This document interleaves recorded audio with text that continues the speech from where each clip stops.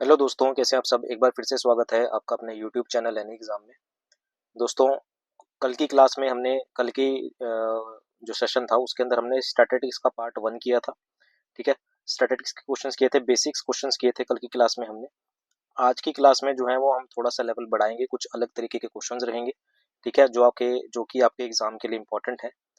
ये मान के चलिए, जो स्टैटिस्टिक्स है जो कि 30 नंबर की पेपर के अंदर आएगी, ये आपकी पेपर में एक गेम चेंजर का काम करेगी। ठीक है। जो काफ़ी बच्चे जो है वो स्टैटिस्टिक्स नहीं पढ़ के जाएंगे, आई एम श्योर। ठीक है, नहीं पढ़ के जाएंगे, और जो पढ़ के जाएंगे वो थोड़ा सा स्कोर हाई कर लेगा इसका। तो स्टैटिस्टिक्स पे थोड़ा सा ध्यान देना है, 30 नंबर की ये आने वाली है, इंपॉर्टेंट है आपके एग्जाम पॉइंट ऑफ व्यू से। ठीक है, तो वीडियो के अंत तक जरूर देखिएगा। वीडियो पसंद आए तो इसे लाइक शेयर, और स्टैटिस्टिक्स की पूरी प्रिपरेशन के लिए और इस एग्जाम की प्रिपरेशन के लिए चैनल को सब्सक्राइब करना मत भूलिएगा। साथ ही साथ आप हमारे टेलीग्राम चैनल पर भी जुड़ सकते हैं। टेलीग्राम चैनल का लिंक जो है वो डिस्क्रिप्शन में मिल जाएगा, वहां पर मैं आपको क्लास की जो है वो पीडीएफ प्रोवाइड करवा दूंगा। ठीक है। तो स्टैटिस्टिक्स का क्लास 2 है, ये ओवरऑल क्लास जो है वो 15th है। तो फटाफट से बढ़ते हैं पहले क्वेश्चन की ओर। मैं थोड़ा सा स्क्रीन को जूम कर देता हूँ ताकि आपको क्वेश्चन दिख जाए अच्छे से। कुछ क्वेश्चंस हमने कल किए थे, कुछ क्वेश्चंस आज हम करेंगे। ठीक है। तो क्वेश्चन में बोला गया, कहता है कि the median of a set of ascending order observation. पहले तो क्या निकालने के लिए क्या बोल दिया इसने, मीडियन बता दिया। मीडियन में हमें ध्यान रखना है क्या, कि हमारे पास जो सीरीज है वो किस में लगी हो, असेंडिंग ऑर्डर में लगी हो। तो ये पहले से ही असेंडिंग ऑर्डर में लगी हुई है सारी सीरीज। ठीक है, और इसका जो मीडियन है वो 17 है, तो आपको बतानी है वैल्यू क्या है। तो मैंने आपको बताया था कि जब मीडियन ऑड होता है, कल थोड़ा सा मैं रिवाइज कर देता हूँ। अगर मीडियन नंबर ऑफ वैल्यूज अगर ऑड होती हैं तो मीडियन का फॉर्मूला क्या होता है, n+1 डिवाइडेड बाय 2 होता है। अगर नंबर ऑफ वैल्यूज अगर इवन होती है तो फॉर्मूला क्या होता है, n/2 प्लस n/2 + 1, ये ब्रैकेट में रहेगा, बड़ी ब्रैकेट डिवाइडेड बाय 2 रहता है। ये चीज रहती है। यहाँ पर हम देख लेते हैं कि नंबर ऑफ टर्म्स कितनी है, कैसी हैं। तो 1 2 3 4 5 6 7 8 9 10, 10 टर्म्स हैं। यानी कि पांचवी और छठी टर्म आएगी। तो पांचवी टर्म कौन सी है हमारे पास, x+1 है, प्लस छठी टर्म कौन सी है हमारे पास, x+3 है, डिवाइडेड बाय 2, और इन सब का जो मीडियन है वो कितना है, 17 है। क्रॉस मल्टीप्लाई करेंगे तो 2x+4 इज इक्वल टू कितना हो जाएगा, 34। 2x इज इक्वल टू कितना हो जाएगा, 38 हो जाएगा। यहाँ से हम x की वैल्यू निकाल देंगे, 38 डिवाइडेड बाय 2 कर देंगे, कितना आ जाएगा हमारे पास, ये 19 आना चाहिए है ना। 2x कुछ गड़बड़ करिए क्या हमने, अच्छा सॉरी, ये माइनस होगा इधर जाके, माफ कीजिएगा। ये यहाँ पर हमने गड़बड़ कर दी। 2x+4 is equal to 34, 2x is equal to 30 आ जाएगा। x की वैल्यू कितनी आ जाएगी, 15 आ जाएगी। ऑप्शन नंबर बी करेक्ट हो जाएगा। ठीक है, तो ध्यान रखेंगे इस चीज का। ऑब्जर्वेशन अगर इवन है, नंबर ऑफ वैल्यूज अगर इवन है, मतलब जो हमें सीरीज दे रखी है अगर वो इवन है तो ये वाला फॉर्मूला अप्लाई होगा, ऑड है तो ये वाला फॉर्मूला अप्लाई होगा। चलिए अगले क्वेश्चन की ओर आते हैं। अगला क्वेश्चन है, कहता है कि द मीन ऑफ 19 ऑब्जर्वेशन, और मैंने कल की क्लास में आपको बताया था जो मीन होता है वो किसके इक्वल होता है, वो एवरेज के इक्वल होता है। तो अगर आपने एवरेज चैप्टर किया है मतलब आपको मीन भी आता है। तो कहता है कि the mean of 19 observation, 9 observation की एवरेज कितनी है, 13 है। If 3 more observation are included, अगर 3 और ऐड हो जाए तो न्यू मीन, नई एवरेज कितनी बन जाती है, 13.5 बन जाती है। The mean of the new average, आपको बताना है कि जो मीन है नई उनका क्या क्या एवरेज है। देखिए इस तरह को कर क्वेश्चन अगर आपके पास आ रहा है तो मैं इसकी सीधा आपको स्मार्ट अप्रोच बता रहा हूँ कि कैसे इसको आपको करना है। तो आपको क्या निकालना है, मीन निकालना है, किनका, 3 ऑब्जर्वेशन का जो नहीं आ रही है। ठीक है ना। तो आपको क्या निकालना है, मीन निकालना है, किसका, जो 3 ऑब्जर्वेशन आ रही है उनका। तो भाई एक चीज बताओ, अगर मीन का मतलब क्या होता है, मीन का मतलब होता है, एवरेज का मतलब होता है कि एक क्वांटिटी पे कितना है या एक बच्चे के पास कितना है। तो 19 ऑब्जर्वेशन की मीन कितनी है, 13 है, मतलब हर एक बच्चे के पास 19 बच्चे हैं क्लास के अंदर, तो हर एक बच्चे के पास 13 रुपए होंगे। और जो ये 3 बच्चे आ रहे हैं ये भी अपने साथ में कितना रुपया लेके आएंगे, ये भी अपने साथ में 13 रुपए तो लेके आएंगे।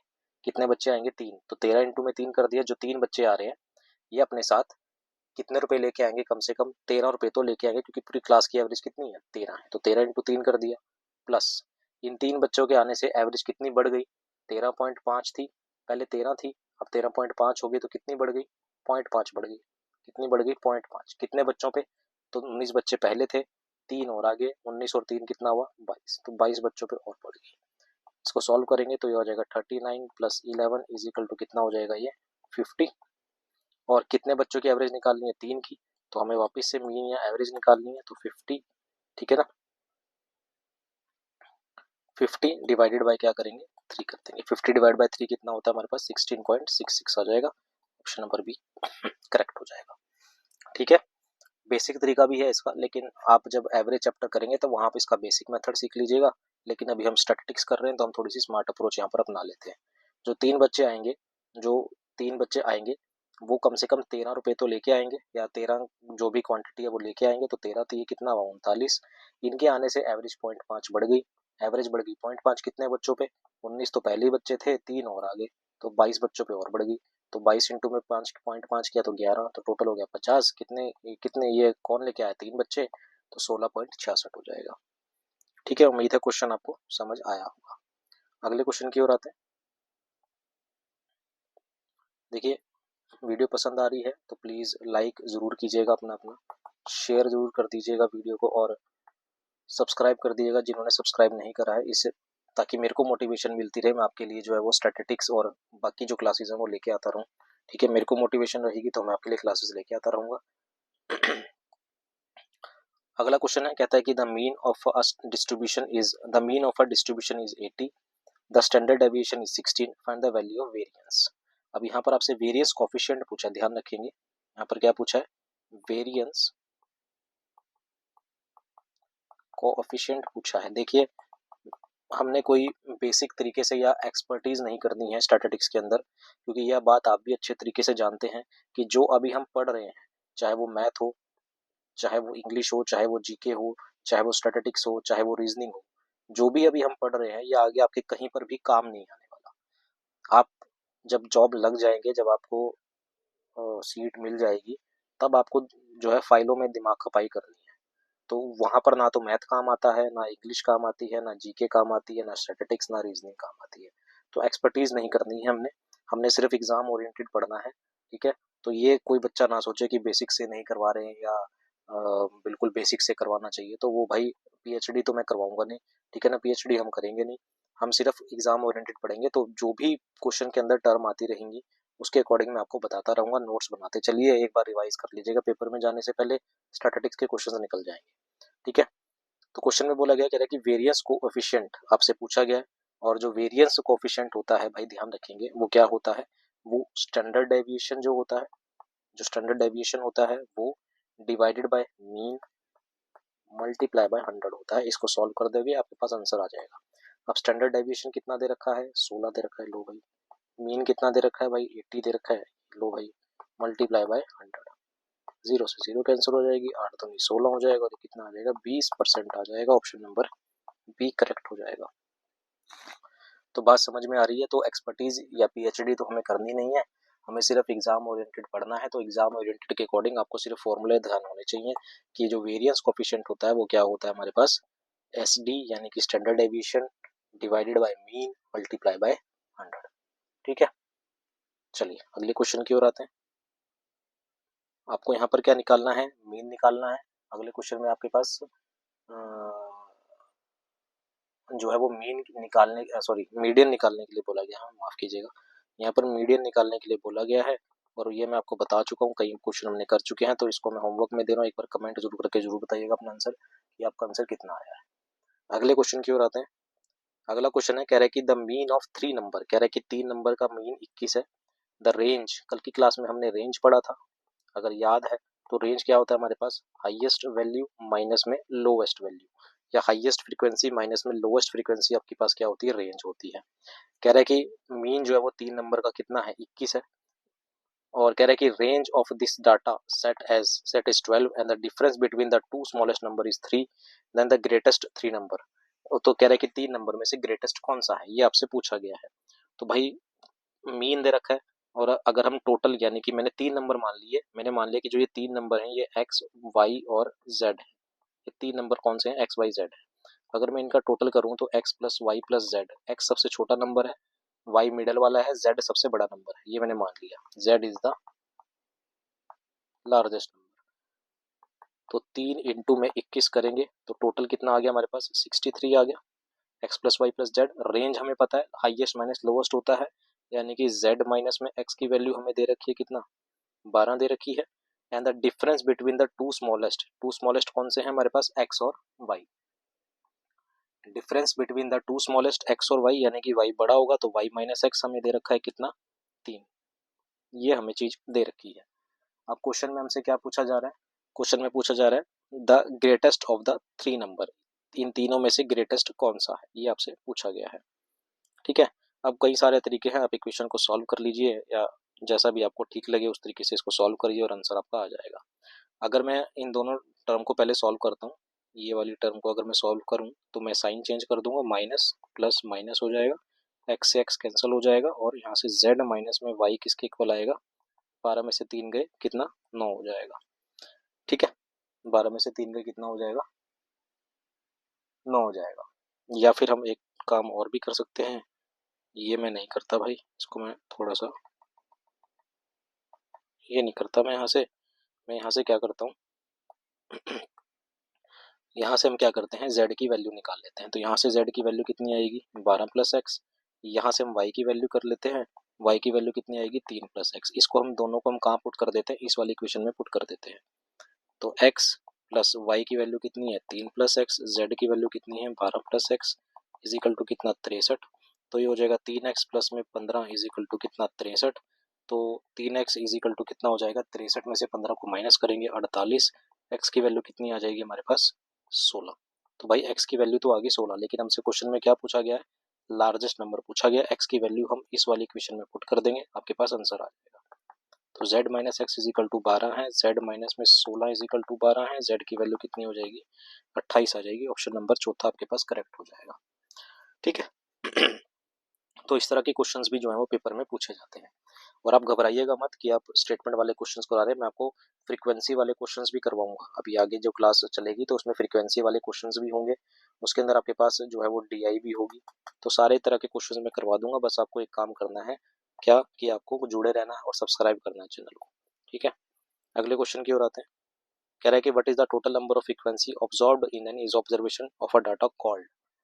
थ्योरी का क्वेश्चन है, थ्योरी के क्वेश्चन में बोला गया कि what is the total number of frequency observed in an observation of a data is called. उसको क्या कहा जाता है, total number of frequencies observe की जाती है in an observation of a data is called, उसे क्या कहा जाता है, उसे फ्रीक्वेंसी कहा जाता है। ऑप्शन नंबर आपके पास चौथा जो है वो करेक्ट हो जाएगा। फ्रीक्वेंसी क्या होती है, टोटल नंबर ऑफ फ्रीक्वेंसीज होती हैं ऑब्जर्व्ड जो की जाती है। मीन क्या होता है हमारे पास एवरेज होती है, मीडियन मैंने आपको बता दिया, एक मिडिल टर्म होती है, रेंज मैंने आपको बता दिया, हाईएस्ट माइनस लोवेस्ट होता है। अगले क्वेश्चन की ओर आते हैं। कह रहा है कि the mean of 3 number is 38। कह रहा है कि जो मीन है 3 नंबर का वो 38 है, रेंज 31 है। The middle number is 20 less than the sum of other two number, जो मिडल नंबर है वो 20 कम है किससे, sum of other two number से, the largest number among these 3। देखिए क्वेश्चन करवाने को तो मैं करवा दूं, लेकिन मैं चाहता हूँ कि ये क्वेश्चन आप अपने आप करो, क्योंकि अभी हमने पीछे ऐसा क्वेश्चन कर लिया, तो इसका मैं एक्सपेक्ट करता हूँ कि आप जो है वो इसका आंसर मेरे को कमेंट में बताएंगे कि क्या आएगा। ठीक है, अगला क्वेश्चन कह रहा है कि 4 नंबर है, the mean of 4 number is 22, mean of 3 smallest 19, the data range 15, the mean of the largest 3 number. ये थोड़ा सा अलग है, इसको कर लेते हैं। कह रहा है कि मीन ऑफ 4 नंबर, तो मैंने 4 नंबर कौन से मान लिए, x plus y plus z तो नहीं होगा, हम क्या करते हैं कोई और 4 नंबर मान लेते हैं, ऐसे ही लिख लेते हैं हम। ठीक है ना, हमने ऐसे ही लिख लिया सम ऑफ 4 नंबर, मैंने 4 नंबर मान लिए। कौन सम ऑफ 4 नंबर कैसे आएगा, 22 मल्टीप्लाई बाई 4 कितना हो जाएगा 88। ठीक है ना, ये 4 नंबर आ गए मेरे पास, सम ऑफ 4 नंबर कितना आ गया मेरे पास 88 आ गया। उसके बाद हमें क्या दे रखी है, the mean of smallest 3 number, smallest 3 number का मीन दे रखा है, यानी कि सम ऑफ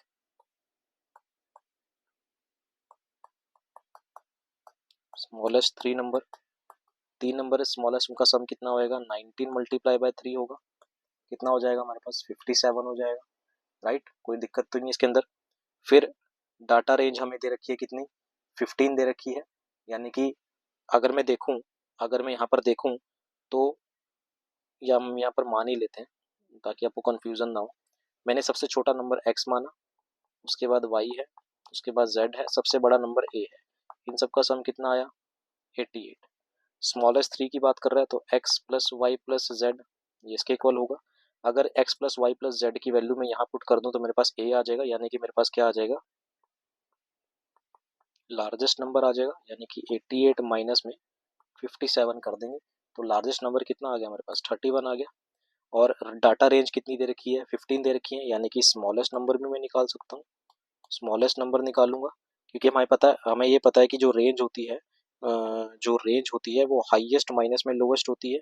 तो रेंज मेरे को 15 दे रखी है, हाईएस्ट नंबर मैंने निकाल लिया तो लोवेस्ट निकल जाएगा। तो लोवेस्ट कितना आएगा मेरे पास? 31 माइनस में 15 हो जाएगा, कितना हो जाएगा? ये 16 हो जाएगा। ठीक है। अब क्या पूछ रहा है? अब हमसे क्वेश्चन में क्या पूछ रहा है? What is the mean of largest 3 number? Largest 3 number की मीन हमसे पूछ रहा है। ठीक है, तो हमें लार्जेस्ट नंबर पता लग गया 31 है, हमें स्मॉलेस्ट नंबर पता लग गया कितना है? 16 है। और हमसे क्वेश्चन में क्या पूछा गया? लार्जेस्ट 3 नंबर का मीन, यानी कि y z और a का। तो a की वैल्यू हमें यहाँ पर पता लग गई है। ठीक है, हमें सिर्फ y और z की चाहिए, है ना। तो कैसे निकाल सकते हैं हम? सम ऑफ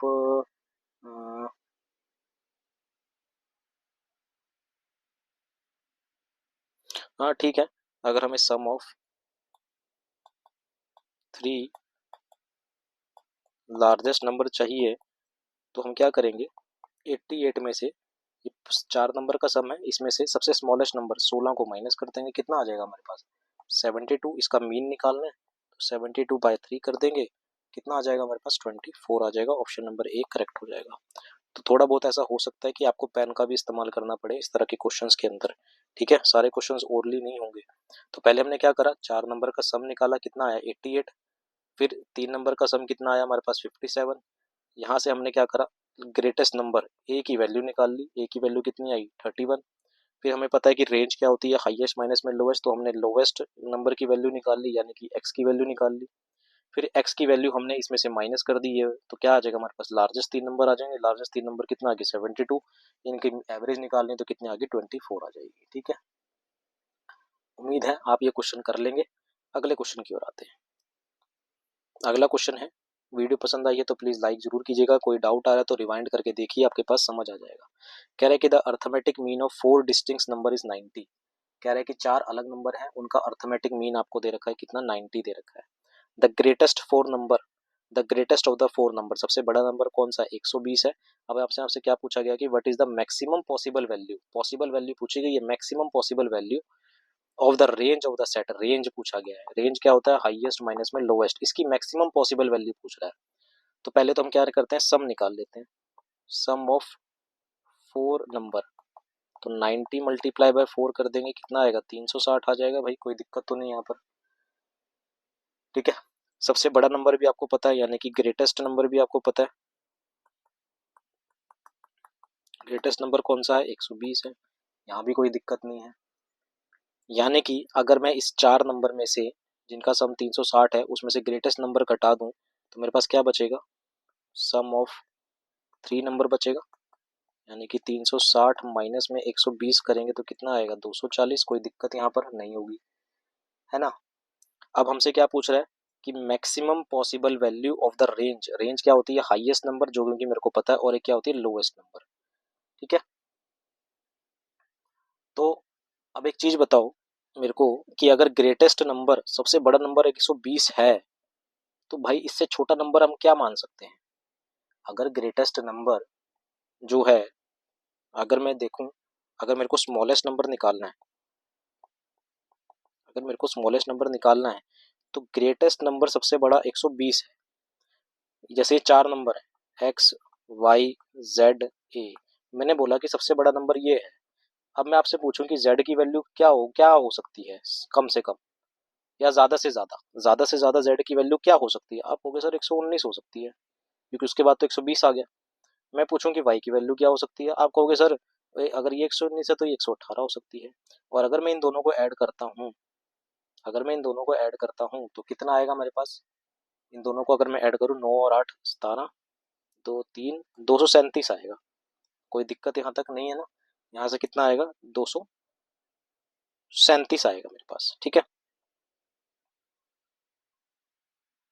अब अगर मैं इसको 117 लेता हूँ, मान लो कि मैंने 100 क्या ले लिया, 117 ले लिया, और अगर मैं इसमें 117 ऐड करता हूँ तो कितना आएगा, 7 7 14, 3 और 1 3, 4 और 1 5 और 3 354 आ रहा है।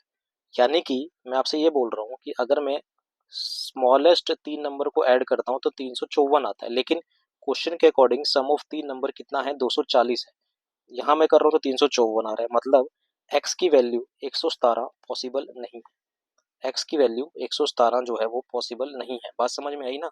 कोई दिक्कत है तो रिवाइंड करके देख लेना भाई। मैंने बोला कि सबसे बड़ा नंबर अगर 120 है तो इससे पहले 119 होगा, इससे पहले 118 होगा, और इन दोनों का सम ही कितना आ रहा है हमारे पास, इन दोनों का सम ही कितना आ रहा है, 237 आ रहा है। अगर मैं इसमें 117 भी जोड़ दूं, ये वाली वैल्यू जोड़ दूं, तो ये 240 से ज्यादा हो जाएगी, जबकि मेरे को पहले सम ऑफ स्मॉलेस्ट 3 नंबर का सम कितना चाहिए, 240 चाहिए। बात समझ में आई? तो मेरे को स्मॉलेस्ट नंबर निकालना है, तो मैं क्या करूंगा, मैं 240 में से जो लास्ट के 2 नंबर है उनको माइनस कर दूंगा, 237 को, तो सबसे स्मॉलेस्ट नंबर कौन सा आ जाएगा, 3 आ जाएगा। अब हमें क्या निकालनी है, रेंज निकालनी है। हाईएस्ट नंबर मेरे को पता है 120 है, स्मॉलेस्ट नंबर 3 है, तो रेंज कितनी आ जाएगी, 117 आ जाएगी। ऑप्शन नंबर बी जो है वो करेक्ट हो जाएगा। बात समझ में आई कैसे किया क्वेश्चन को, कैसे सोचा क्वेश्चन को, ठीक है ना? क्योंकि अगर स्मॉलेस्ट 3 नंबर का सम 240 है और इन दो का ही एक्स और वाई और जेड का ही सम 237 बन रहा है, और अगर मैं 117 ले लूंगा तो 240 से ज्यादा हो जाएगा, यानी कि ये पॉसिबल नहीं है। तो हमने क्या करा, 240 में से 237 को हटा दिया, यानी कि x की वैल्यू कितनी पॉसिबल है, 3 पॉसिबल है। और रेंज क्या होती है, हाईएस्ट माइनस में स्मॉलेस्ट, तो कितना आ जाएगा, 117 आ जाएगा। कोई डाउट है किसी को तो भाई पूछ सकता है, कोई दिक्कत वाली बात नहीं है। ये क्वेश्चन हमने कल की क्लास में कर लिया था, इसको मैं होमवर्क दे रहा हूँ, ये वापस से रिपीट हो गया। ओके डन, क्वेश्चन जो है वो खत्म हो गए। ये थोड़ा सा मैंने लेवल थोड़ा सा हाई किया था ताकि आपको समझ आ जाए कि हम कर क्या रहे हैं, ठीक है ना? उम्मीद है वीडियो आपको पसंद आई होगी। क्लास 1 और क्लास 2 को एक साथ देखिएगा तो कंसेप्ट जो है वो क्लियर होते चले जाएंगे, ठीक है? घबराने की जरूरत नहीं है, स्टैटिस्टिक्स इतनी इंपॉर्टेंट नहीं है, वो इंपॉर्टेंट करना मुश्किल नहीं है, लेकिन थोड़ा सा ध्यान से समझने वाली चीज है, ठीक है? अगली क्लास में हम फ्रीक्वेंसी वाले